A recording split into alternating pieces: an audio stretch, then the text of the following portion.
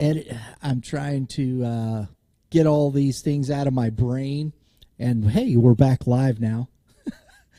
Oh, boy. Well, let's start over from scratch. I got Tyler Werre here with me from the St. Lunacritics. This is always fun. I have jacked it up as best I could, and that's what you get for trying to host a show and engineer it at the same time. But, hey, you know what? We're back. We're here. We got it rolling, and we're only streaming on the one side of it. And it looks like that's what it boils down to. I had it trying to stream out through Facebook there, and it just doesn't want to do that very well. Because we're only streaming on YouTube. And, so that's kind of the way that works. But, hey, you know what? Sorry, TY, my bad, bro. But, hey, no folks, problem. Just as you got it here, I got Tyler Werre from the St. Lunacritics up here. You can find his podcast on Spotify. I'll go through it again. Apple Podcasts, Google Podcasts. Tyler, how you doing? I'm doing good, man. A little deja vu here. A little better than me, right? Yeah, no, doing well. Doing well. Good. We've got, I think we got some good stuff to talk about here today.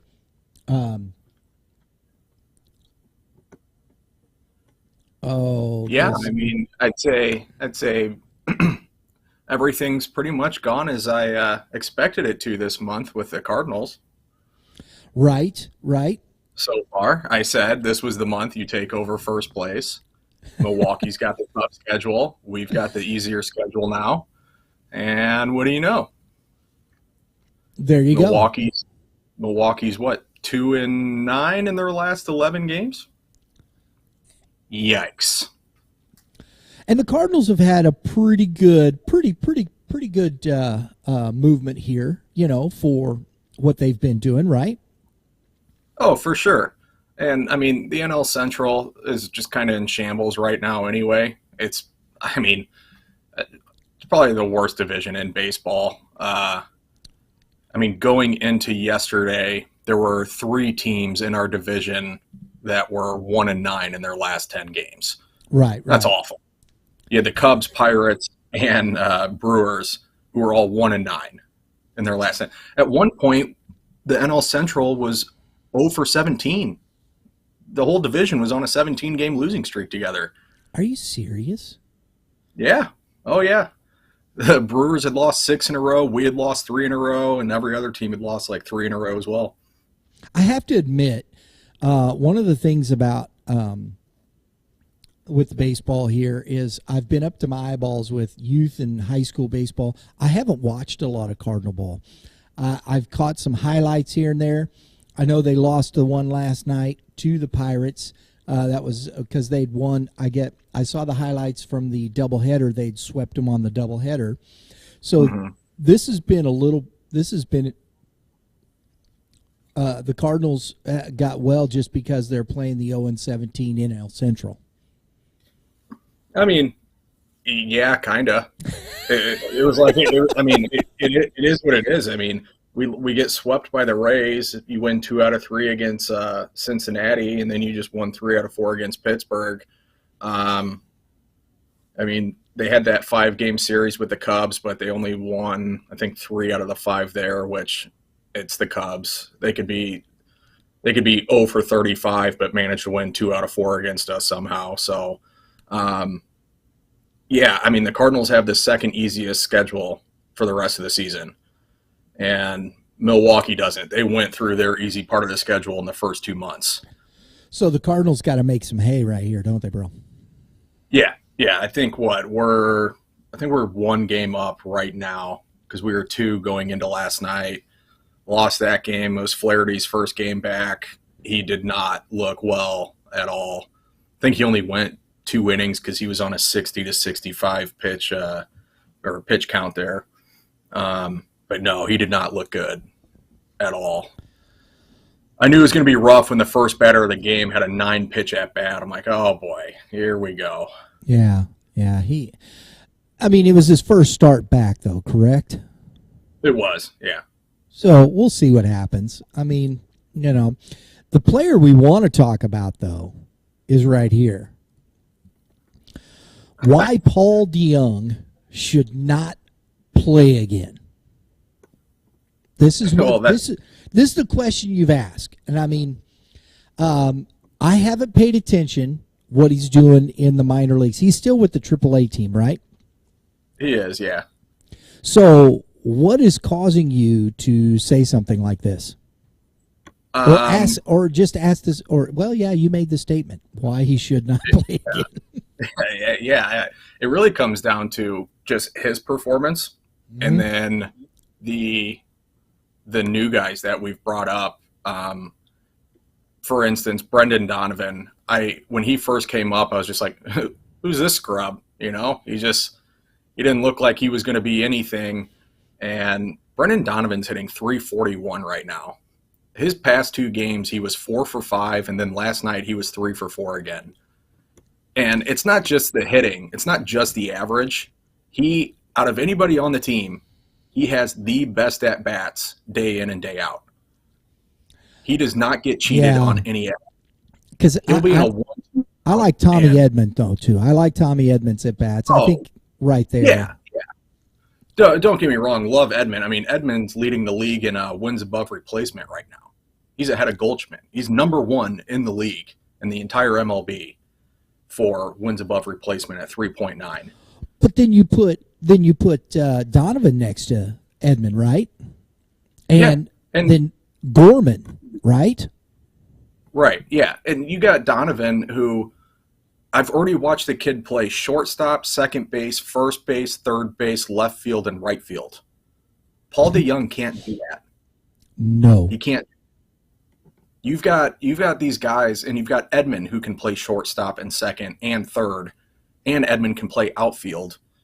You've got two modern day Ben Zobrist on your team, and they're worried about, because I keep hearing it on the radio. They're like, "Well, Paul DeJong's been hot these past 2 weeks. Like, are they going to call him up?" I'm like, to do what? Who's he going to play over? Like, who do you put DeJong in the lineup over? You're going to sit Donovan? No shot. Edman? No. You just called up Gorman. Are you going to sit Gorman to play DeJong? Not me. Look, this is what it boils down to. Get him hot, keep playing, and we'll trade him for a player to be named later.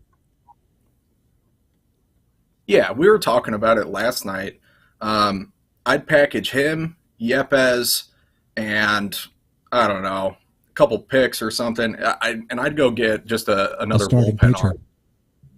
Or somebody in the bullpen, because our bullpen I don't think is going to hang around all year. Why do you say that? Because they're not very good. You have Cabrera. Yeah. No, great. And you have Helsley. Nice. Gallegos is doing Gallegos things. Mm-hmm. But, you've got Palante, McFarland. I feel like they're just kind of hanging on by a thread right now, though. And they're being worked a lot because of the injuries due to our starting pitching. Okay, and that's why I'm saying, no, go get a starter. Get to the 7th inning. Get these guys pushing to the 7th inning. Michaelis, I think Michaelis went 7 the other day, right? Michaelis was 1 strike away from a no-hitter. Okay, so he was 2 nights ago? Yeah. So that will cure a lot of the ills in a bullpen. Get these starting pitchers, get them to the 7th inning. I'm tired of seeing starting pitchers. We talk about Paul DeJong, why he shouldn't play again. Well, I agree. But if he gets to that point, and as you're saying, package him with a Yepes, and maybe another, and get a quality starting pitcher, where's Matz? And when will he be back? I think he's supposed to be back around like the All-Star break. There you go. If I'm not. Starting pitching is going to be the premium. That's what saves your bullpen. I mean, honestly, I know Gallegos, he does some stuff, but I mean, he's effective enough. His ERA isn't that huge. No. I know he gives up home runs. He has a tendency to give up home runs. Okay, Helsley, they'll get a little wild. And what are you going to do? Are they still starting Hicks? No. He's like hurt right now. I'm pretty sure he's on the IL. You want to see my shocked face? Yeah, right. But you're one. I can't watch Gallegos pitch. Every time he comes in, I change the channel and I wait for the next inning to come around. I don't know if you watch him pitch at all, but it takes him 40 to 45 seconds to throw a pitch, and I don't have time for that. I had to. I was in the stadium. Yeah, the guy, I don't know, it's like he's heating up a Hot Pocket in between pitches. Like, dude, what are you doing? Like, just get on the mound, get your sign, and throw the ball. Keep your defense in the game. The shortstop's pulling out a sleeping bag. He's just like, well, let me know when he steps on the rubber because I don't have time for this. I might as well get a little snooze in. It's painful. It is. It's awful. I can't stand it. And you know what? I've been so against it, and they keep talking about a pitch clock and how it's doing wonders in the minors. I'm kind of ready for it because I want guys to get on the mound and throw. And how many adjustments do you have to make to your pants before, it was. And to your point, Tyler, I'm sitting there in the ballpark, okay? They're up on San Diego 2-0. They won the thing in extra innings, which was good. But, dang, the air went out of the building.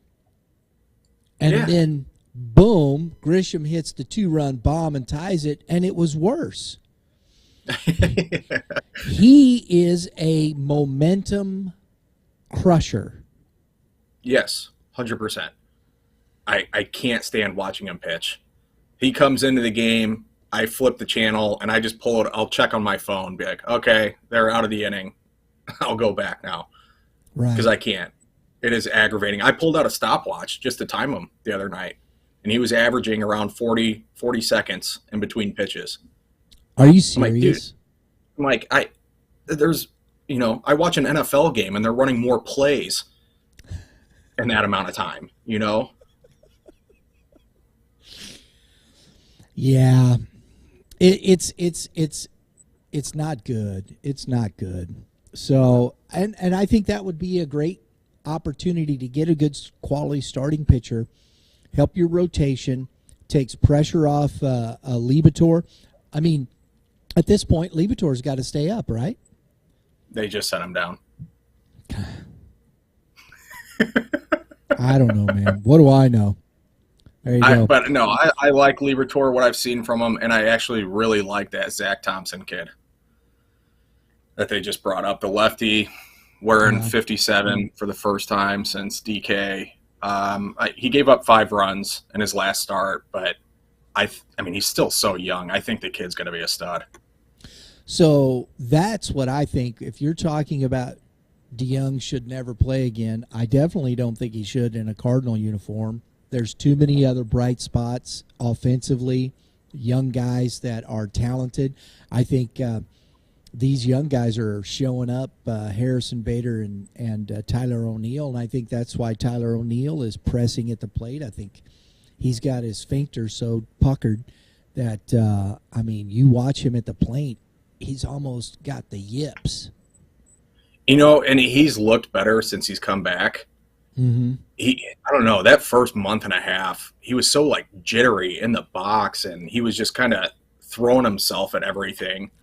And now since he's come back, his feet, hands, everything are a lot more calm. He's hitting the ball hard. He's just he's not hitting home runs or anything like that, but he's being a lot more productive than he was in April and May. So it's been nice. But, if he can just get back to half of what he was last year, I'd be thrilled. There you go. And I think that's the important part, right? That's what's important. There you go. So let's ship DeJong for a starting pitcher. I think that'll solve the issue. There you go. Yeah, I'll take Madison Bumgarner. Thank you. Oh, that'd be killer, Mad Bum, right? I wouldn't be surprised. Well, I like you. Not for Paul DeJong, but yeah, I mean, I like the way you think. Yeah, get him out of the Dodgers. Am I right? I don't mind that. I really don't at all. But the Dodgers got their own issues too. We won't get into that. We're going to go on to some summer baseball, some youth and high school talk, because this is the fusion of amateur and pro baseball talk. I just got done with the high school season. As far as the schools are concerned, did the state championships. A lot of great ball players. Youth baseball's been going on. We've done some really good tournament championship games at the 14U age level.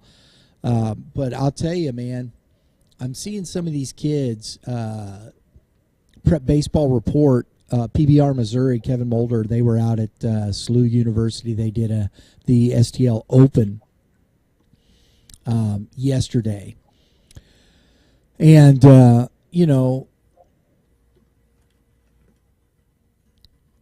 we're talking kids like here's a junior that was out at that, Caden Paxton from Windsor High School, 2023. Looked pretty good. And I think there's some really, this one here, here's a 2026. This is an incoming freshman infielder, Drew Messi. Looks like he's going to go to Westminster Christian Academy. 5'11". His swing looks really good. Left-handed, boom, power bat.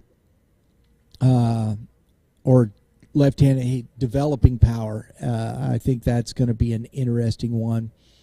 Here's a kid, man. Think about this. Here's a freshman going into his junior year. I know you can't see this. I'm just looking at Twitter. He's 6'1", 175. You've always been a good size. You got some girth to you there. But 6'1", 175 as a sophomore, you were not, right? No.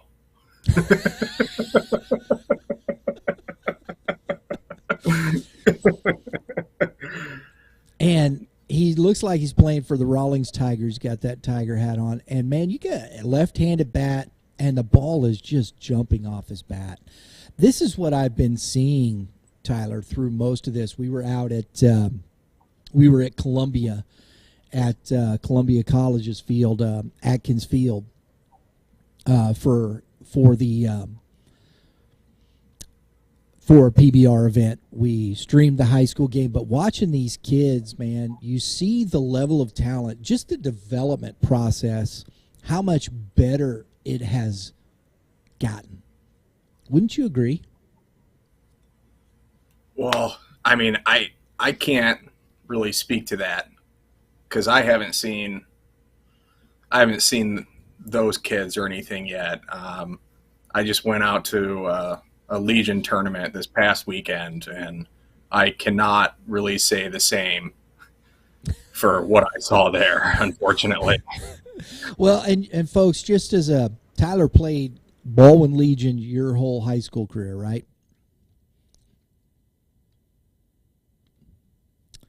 Oh, he froze. We lost him.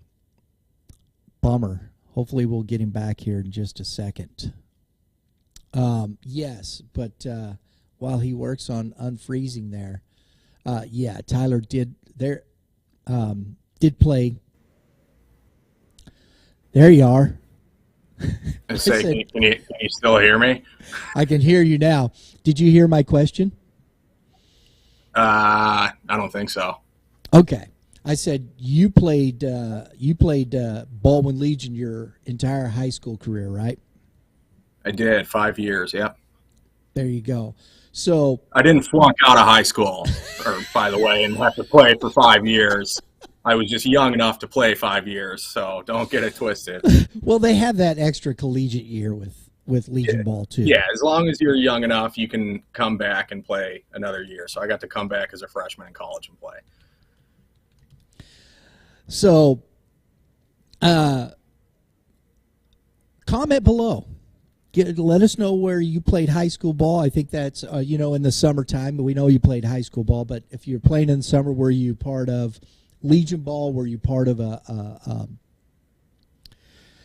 what do you call it? Club. There it is. Team. Yeah, club team.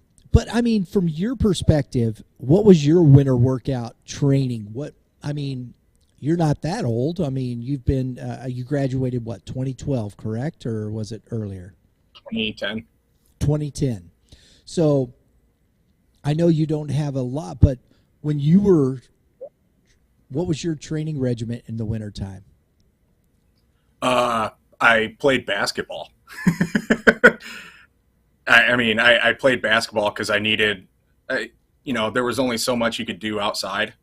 So besides hitting in a cage, throwing, light lifting and stuff, I tried to play basketball because I just wanted to run and just keep staying in shape. So I don't know. I think it's important. Play other sports at the same time. Don't get too locked in on one. You don't want to get if it can help you develop, in the sport, like playing basketball helped me in baseball come springtime. It's about athleticism, right? Yeah, right. Absolutely. Yeah. Now there are, as the club teams have gotten, there are the strength and conditioning. Were you, did you do a lot of, were you in the weight room some? Not a whole lot. It was pretty light on the weightlifting. I would try to take weightlifting classes actually, because I hated doing it like after school and stuff. I was just like, I don't want to be here in the gym with you guys. So I would try to take weightlifting like during school just so I could lift there. And I was also getting graded for it. So I'm like, all right, killing two birds with one stone here. Ta-da. Yeah.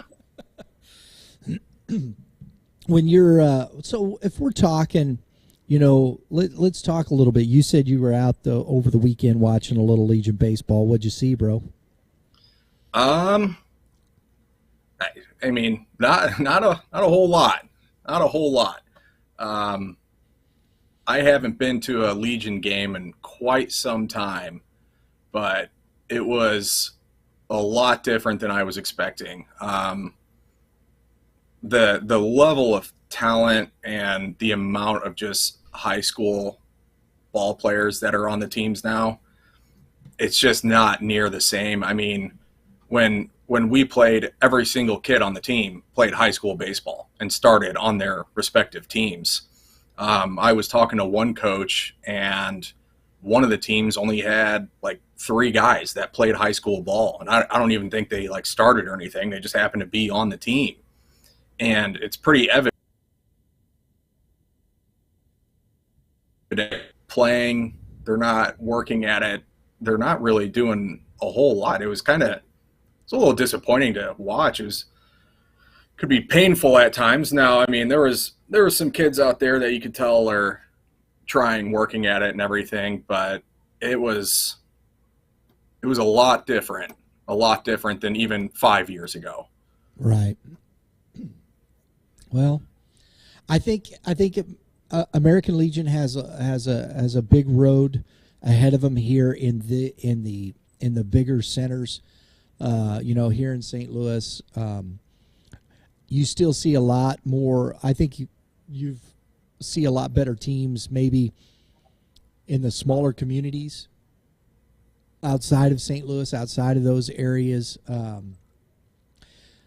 because Legion and these guys, right? You've been a part of this. You still know them. You still talk to them about baseball. What have they been doing over the past however many, years to keep up with some of these club squads? Honestly, it's been tough because the high school coaches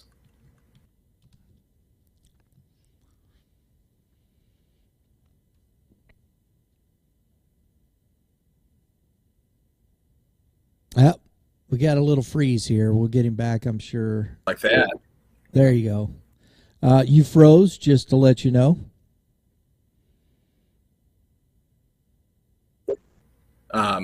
But those kids, and I mean, unfortunately, the coaches there that would help funnel these kids to Legion and played Legion and everything aren't doing that anymore. Can I ask you to do something for me? Sure. Can you re-say everything you just said because you froze? Yeah, I can do that. All right. So yeah, like I was saying, for instance, like Baldwin Legion gets most of their players from Lafayette, Marquette, SLU, everyone in that area. But they're not getting those kids anymore. Mm-hmm. And now, the Legion coaches would be pretty in cahoots with the high school coaches, and and most of those high school coaches had played Legion ball and everything, and they'd, hey, go try out for this team in the summer if you're looking for a team, this and that. Not happening anymore. Mm-hmm. They're pushing them towards the club ball, and that's been one of the biggest things, that they're losing players because of it. Now, do you think that, though, yes, that probably has happened, but do you think also in this capacity, what has Legion done because the club ball, they started early. They're getting these kids at 8, 9, 10, 11, 12. How do you combat that? Because you get that kid in there at 8 years old, he's probably going to stay till he's 15, 16, right? Yeah, I mean, like when we played, it was all word of mouth, really. A lot of it, the recruiting came from us, because we had some friends that we finally convinced to come over from the club teams and play for us. And hands down, they said, this was the most fun I've ever had playing baseball. They go, instead of traveling around, going city to city every weekend and just playing for what they said was themselves in front of scouts and stuff, they were playing in an actual league against the same competition and trying to win districts and zones and state and this and that. There's no big, tournament to like look forward to at the end of the year with club ball. It was just, we're going to Omaha to play this weekend. Oh, cool. Like, what's that for? Just some tournament. Like, oh, okay. Like that, have fun. I'll be here playing right down the road, sleeping in my own bed. But a lot of it was word of mouth when we played. We just talked to our friends, and they would get sick of traveling and doing all that and be like, come play for us. And they'd come on over. How did Legion, and I'm trying to just get this perspective because it's just curious to me, we're talking baseball, when you're looking at college then and you're moving in that direction, that thought process. What was the attitude of that situation to get you in front of somebody who would say, hey, this kid can come play for me? Where was that next level of recruiting within that construct, though? We always just, like, if you're good enough, they're going to find you. If you're good enough, you're going to be seen. That's what it is. Because, we played in plenty of tournaments where there were scouts. We had the SEMO coach out at one of our practices just to watch us practice and stuff. So I never bought into the whole, like, I've got to play in this tournament because all these guys are going to be there. Yeah, well, they're all there because they're there to watch one or two kids that they heard about already. The big names, the studs that are killing it in their high schools and stuff. But we always had guys at our games watching us. That never seemed to be an issue because our coaches knew scouts. They knew the college coaches, especially here in Missouri, and would call and be like, you got to come see this kid. They'd be like, okay, let us know when and where. And they'd come out. But do you think that's transitioning from that, and some of these coaches that were in American Legion are now going over to the clubs as well? But say that again. Okay. Do you think that's transitioning away from that because maybe some of these coaches that were in American Legion are coming over to the club side? Yeah. I guess you could say that. I don't know of any specifically. Yeah. But, I guess that could be the case. I think that has happened a little bit. in that respect. And I'm just throwing stuff out there. I know you may not be aware, but because I know a lot of the guys Baldwin, their program still carries a lot of the same guys, same coaches, right? I mean, for the most part, kind of. It's not all the same guys. I mean, the guys that are coaching now played after me, that are like the head coach of the team, And then they still have one coach there that was there while I was playing and when my brother was playing and was coaching Legion in the 90s. So there you go. Right.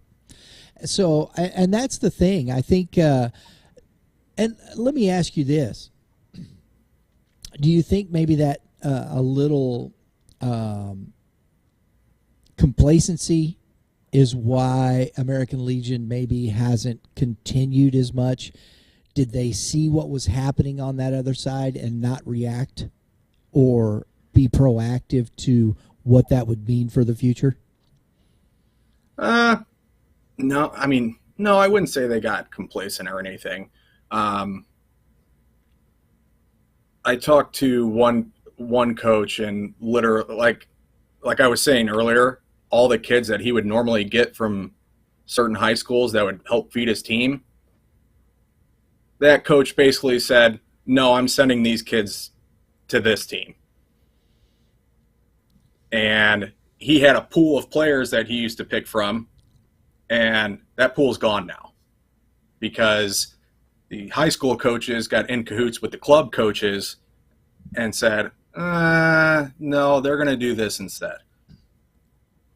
So I think it's interesting as you bring that up, because I remember hearing a lot of high school coaches way back in the day that were in cahoots with the Legion guys, and the club teams were saying, man, we can't get them away because the coaches are telling them to go play Legion ball. So that's what I mean. It kind of turned upside down a little bit. Was that and I think there might have been some complacency in that, because thinking, that'll never go and whatnot. But the problem is, I think what you saw was a lot of the clubs went to the youth baseball side, said, we'll bypass this. We'll get the kids at 8, 9, 10, and 11, and by the time they're 14, they're playing for us, and, they don't even think about Legion baseball. That and parents just being kind of straight out lied to their kids that are 8, 9, 10 years old. Hey, you get your kid in our program, we're going to train him to be a Division I baseball player. Yeah. And then all these parents think, well, why would we do this? Right. Our kid's going to go play Division I ball. Right. No one else is promising us that. I hear it. I couldn't tell you the amount of parents I've heard say, yeah, my kid's going to play Division I. I'm like, he's probably not. I bet he's not. I don't think he is, but I just watched him play. You play, and here's the thing, and you understand this because you played with two guys that one of them right now is on a major league roster, correct? Right, yeah. Who is that? Luke Voigt on the Padres. And he didn't play club ball. Where did he play? He played Slava. Did he really? Yep. Which one did he play? Was it St. Louis Redbirds? Yeah. Yeah. Because at that time, the Redbirds were pretty much the Slava team too, right? Yeah, they were. And there's a whole nother issue there with you can get into with Slava and things like that, right? So I think the evolution, I think that's an interesting conversation to have, in my estimation, Tyler, is within this construct of how baseball has changed, moved, evolved, all these things. And, good, bad, or indifferent. I'm not saying one is better than the other or this or that, honestly. I just think you see things. Are there negatives and positives to both sides? I mean, yeah, of course. Just like with anything. Yeah, right. I agree. But when you're talking about what you made the statement, these guys are saying, hey, we're going to get your kid to play Division I baseball. You've seen that level of baseball, right? Oh, yeah. Yeah. Been on the field with it, right? Mm-hmm. And you were a very good baseball player, correct? Sure. Yeah, you were. I know. I saw you play. Do you think you were at that Division I level yourself? I don't know. I mean, do I think I could have played it like SEMO? Yeah. Mm-hmm. I think that I could have held my own there. But I mean, like an SEC school playing, Hurricanes, anything like that, probably not. Probably above my skill set there. But I could have played at one of those lower Division I schools. Like, I'm pretty sure. I mean, Brandon can correct me if I'm wrong, but I'm pretty sure even Brandon went and tried out while he was at SEMO, just like an open tryout type thing. And coach told him he was good enough, but he just didn't have any spots or didn't have any what do you call it? I can't think of the word now. Scholarships or anything, or any money that he goes, you'd never be able to play or do anything. He goes, but I mean, you're clearly good enough to be on this team. There, to me, is a perspective that we're talking about here, Tyler. When you're looking at that question of being seen, I think that's the biggest key. And what's the recruiting process? Whether you're with a club or you're playing American Legion, or you're playing Slava, you're playing this, wherever you think, the key is are you getting information enough to put yourself in a position to be recruited? Yes? Yeah. That's as plain and simple as it gets, isn't it? Mm-hmm. Yeah.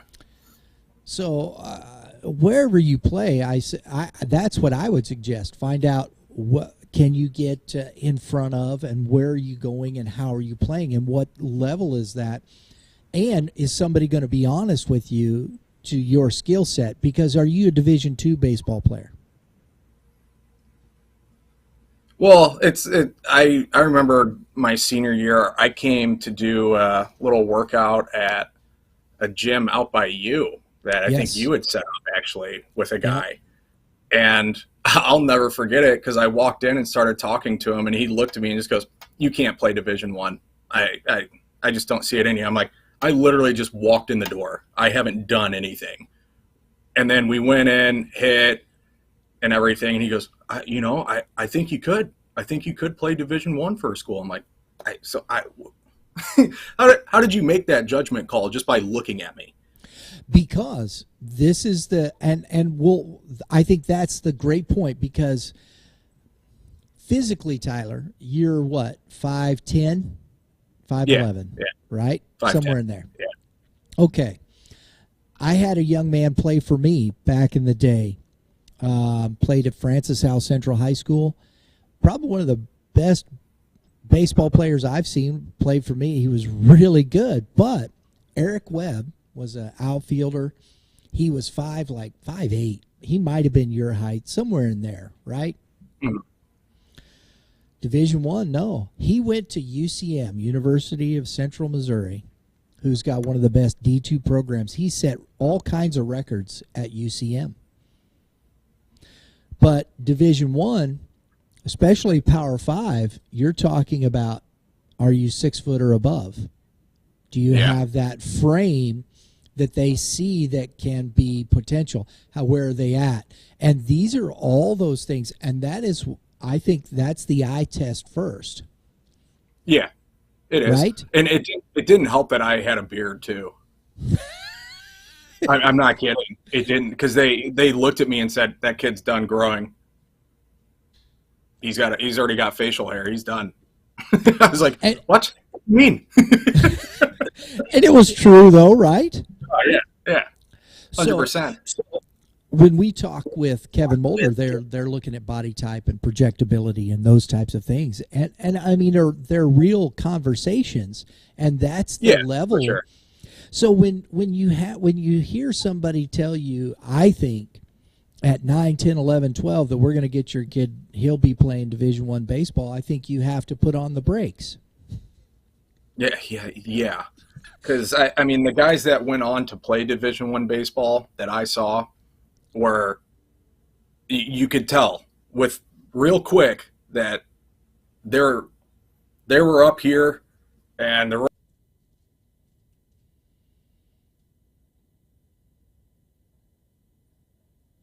well, we'll get him back here in a second, folks. I'm sorry. He froze here. Say that again because you froze on me, bro. And again, we're going to probably have to cut this because Bummer City, like, wow. Because that was a good topic. I love that thought process. We missed that, so. I was just saying, being on the field and playing with the guys that went on to play Division I, it was apparent as soon as you saw them. I mean, they were a league above us.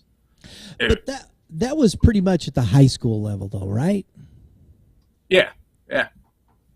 Because I still think it's hard to tell. You don't know who's going to sprout, who's going to do what. You're looking at projectability, and they're just doing projections.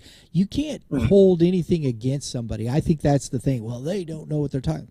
Well, they have a pretty good idea of what they're talking about. Yeah, they've been doing it. Right? That's why they're called scouts. Yeah. So I think you have to be careful, though, in these conversations and go on. Hey, you know what? We're close to out of time here. We're going to skip that last one and just go. We're going to skip the third one because let's get into the last topic here because it's the best one, right? Either that or you're just hungry. Yes, and yes. I want to talk about a good lunch spot, though, that it was your dad that took us there, right? Yeah. Loco's Tacos, right? Yep, can't even go there anymore. What? Yeah, the brick and mortar is gone. They're back to just like a food truck. So, good luck finding them. Oh man! Because where were we? What was the name of the place? Yeah, it was Loco's Tacos. No. The place they were in, the building they were in, was that bar, right? Oh. Yeah. Because they were in the backside of that bar. What was the name of it? Well, it doesn't really matter anymore, does it? It doesn't, no. Because they're not there. No, they're not. So with them being gone, I just got to go to my first love, which was Selena's for tacos. Selena's over in that's Clayton, right? Yeah. On Clarkson, right there Clarkson. across from Marquette High School, in that back corner of that plaza. Yeah, Selena's been there a long time. Yeah, they have. I've been going there since I was like 2. Literally. There's a lunch spot, right? If you're hungry for some tacos, you got to maybe stay off the margaritas, though. You know, it's lunchtime. We're working. Maybe. They deep fry those tacos, and they're incredible. Incredible. They deep fry? Yeah, that hard, crunchy shell, and it just forms around the meat. I might have to go now after this. We see, I made you hungry, didn't I? Yeah. Oh, yeah. After all, this is live at lunch, and, you know, we're talking lunchtime, and this is what it is, bro. Got to do it sometimes when you know, good lunch spots. There's one for you. We're going to bring up some good lunch spots throughout the rest of this. This is a great idea because at the end of this, we're going to have to go find somewhere to eat. Mm-hmm. Yep. So there you go. Hopefully it'll pay off in the end. So if you like good tacos, crunchy, they're fresh, deep fried, man, go to Selena's down there. And it is, but I was talking the town. Is it Chesterfield? Yeah, I think so. Yeah. Because that's right there, like you said, it's on Clarkson, right? Yeah, and it was 2 minutes from where I used to live, and yeah, that's Chesterfield. Yeah. Yep. So in Chesterfield there on Clarkson, look up Selena's, go check them out. They got some great tacos there with the free plugs. Yeah. Oh, yeah. That's because we're hungry. So, folks, I know we had a few bumps in the road here, but hope you hung in there with us. We appreciate it. Comment below. Tell us your favorite food spot. Where's your favorite lunch destination? Love to hear that from you. Tyler, as always, good stuff. We'll be back. Tyler and I are going to do this every 2 weeks. We're working on working on this, whatnot. We're working out a few bugs here. As you saw, we had a little trouble getting started, and then we had a few freezing, but we're getting there. It's fun. Love talking to Tyler. Hey, remember too, folks, check out Tyler's podcast, St. Lunacritics. St. Lunacritics. Spotify, Apple Podcasts. Let me pop that up there again. There you go. Look at that. You love that, right? That's a hand-drawn logo by one of our members, Matt Steckelberg. Incredible job. He hand drew that? Yeah. No kidding. That's killer, dude. I thought he might have That'd be embarrassing if he texted me right now and said, no, I didn't, but no, he made up that logo. That's killer, man. So there you go. Yeah. Spotify, Apple Podcasts, Google Podcasts. Go check out TY and his group. They have a lot of fun talking sports, movies, pop culture. Pop culture, hot or not. You never know. You never know. But we'll be back here in a couple weeks for another Live at Lunch with Tyler Werre. So until then, everybody have a great day in the Lord. All you pitchers, keep throwing strikes. And you hitters, go ahead, Tyler. Hit them where they ain't. That's it.